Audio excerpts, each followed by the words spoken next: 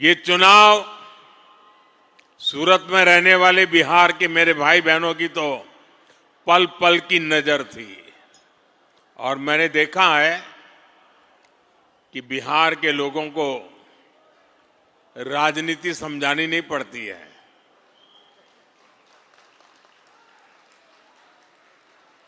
वो दुनिया को राजनीति समझाने की ताकत रखते हैं।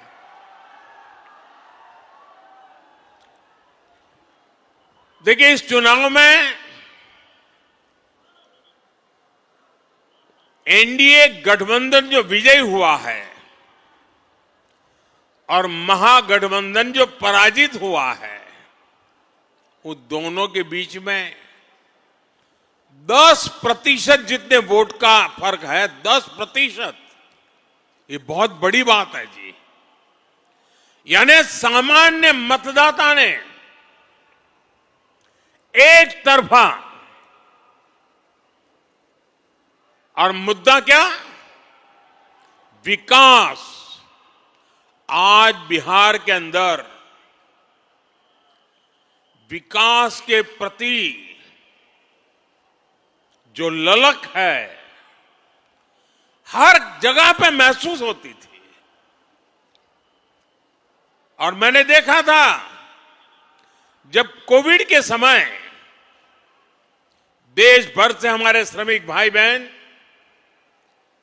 मुसीबत में थे, लॉकडाउन था, पैदल चल चल करके अपने वतन की ओर जा रहे थे।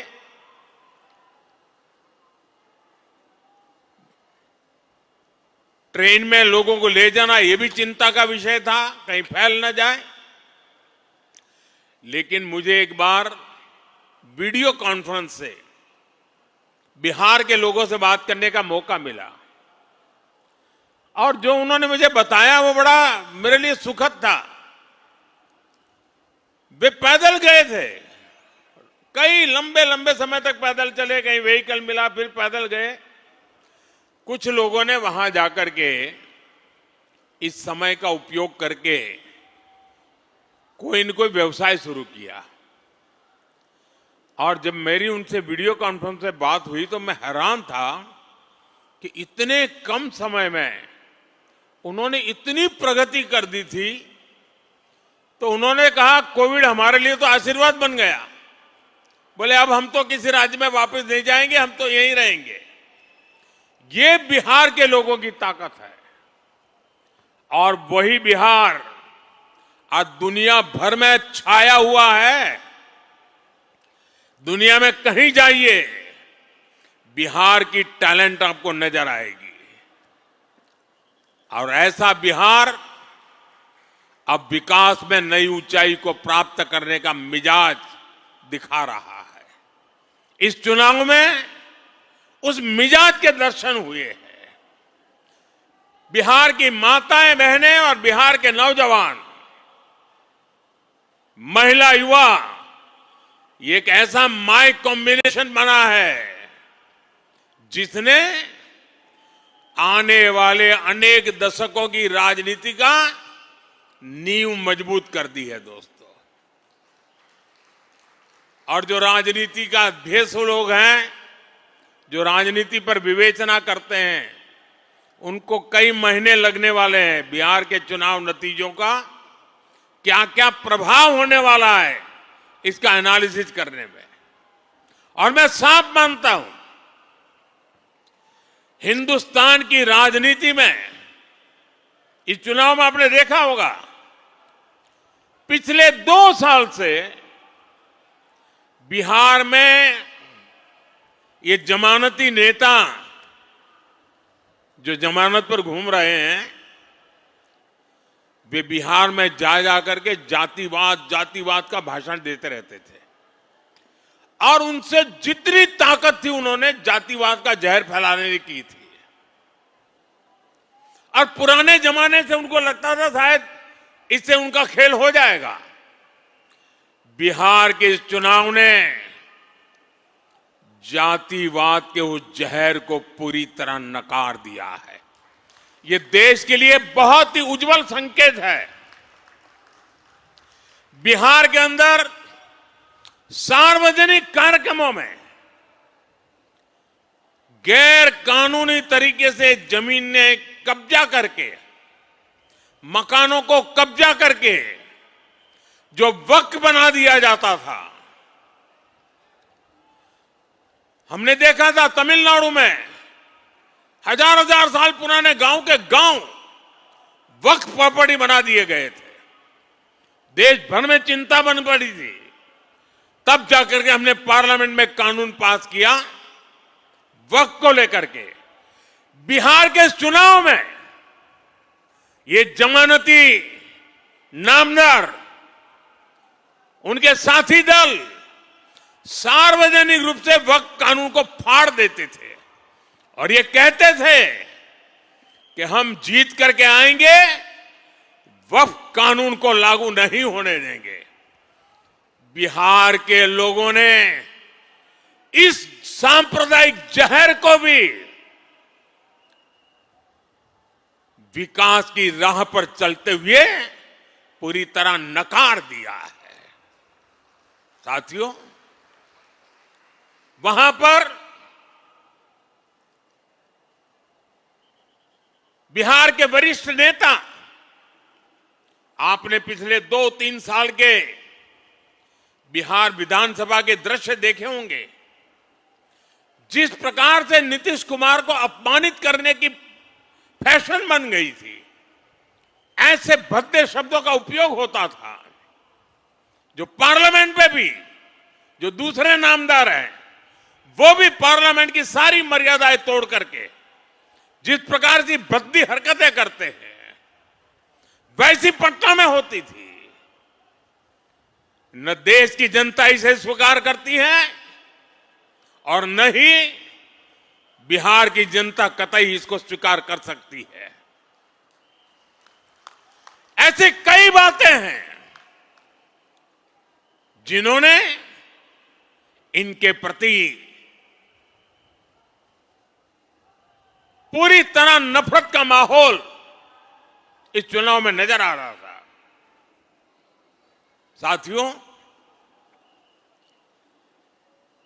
समाज के सब वर्ग ने, बिहार के सभी क्षेत्र ने एनडीए को, एनडीए के साथी दलों को अभूतपूर्व समर्थन दिया है। अगर मैं जहां दलित समुदाय के प्रभाव वाले क्षेत्र वाली सीटें हैं, 38 सीटें, 34 सीटें एनडीए जीत गया। ये इतना बड़ा झूठ फैलाते थे, दलित समाज ने उनको ठुकरा दिया। साथियों, देश ये मुस्लिम लीगी माओवादी कांग्रेस को, एमएमसी, मुस्लिम लीगी माओवादी कांग्रेस, देश तो अस्वीकार कर चुकी है। कांग्रेस पार्टी में जो राष्ट्रीय विचारों से पले बड़े लोग हैं, जिन्होंने कभी इंदिरा जी और राजीव गांधी जैसे लोगों के नेतृत्व में काम किया है, ऐसे कांग्रेस का बहुत बड़ा वर्ग ये नामदार की हरकतों से दुखी है।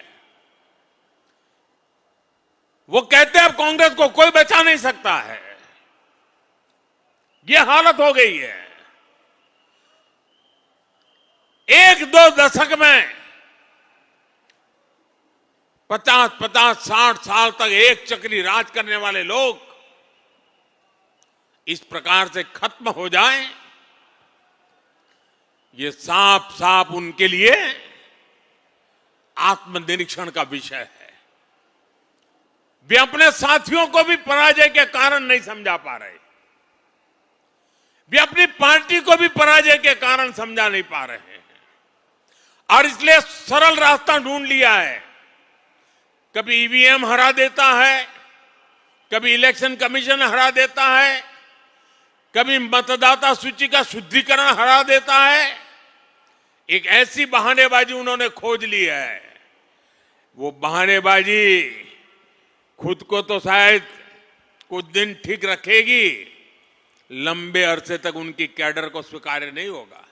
मुझे मालूम है पार्लियामेंट में जब युवा कांग्रेस के सांसद मिलते हैं, जो फर्स्ट टाइम कांग्रेस के सांसद है या उनके इंडिया अलायंस के सांसद है, वो मिलते हो कहते हैं साहब क्या करें, हमारी तो कैरियर खत्म हो रही। मैंने कहा क्या हुआ?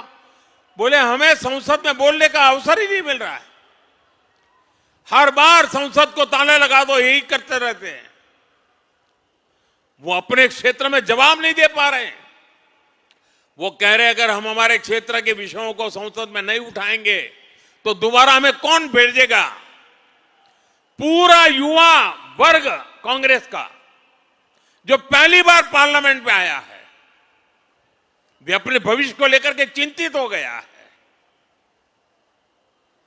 साथियों, ऐसी स्थिति में हमारी जिम्मेवारी और बढ़ जाती है।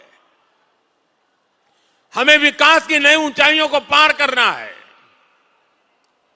हमें विकसित भारत के संकल्प को पूरा करके रहना है। दोस्तों,